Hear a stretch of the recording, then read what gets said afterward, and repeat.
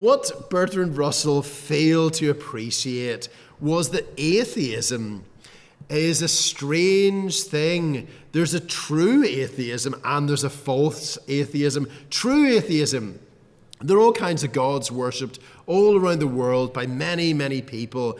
Early followers of Jesus were known as the atheists because they said that they did not believe in those gods. The Hebrew prophets in the Bible, Isaiah and Jeremiah especially, they would make fun of those human gods. So they would say that they're just made out of a piece of wood or they're made out of a piece of stone. They're carried by their worshippers, but they can't carry anybody else.